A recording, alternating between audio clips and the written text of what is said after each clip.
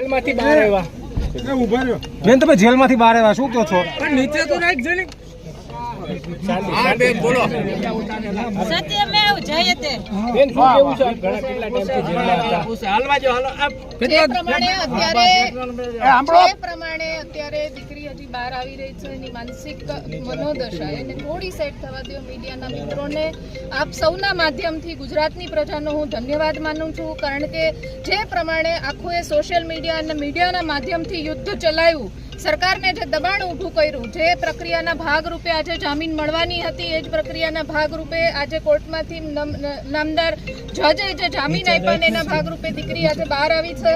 થોડો એને માનસિક રીતના સેટ થયા પછી એની પ્રતિક્રિયા અને બધા જ એના જે અંદરના અને જે કેસની શરૂઆત થઈ ત્યારથી પછીના બધા જ અનુભવો તમારી સાથે ખૂબ ટૂંક સમયમાં શેર કરશે. પણ ત્યાં સુધી આપ સૌનો મીડિયાનો ખૂબ હૃદયપૂર્વકનો ધન્યવાદ માનું છું. સત્યમેવ જયતે.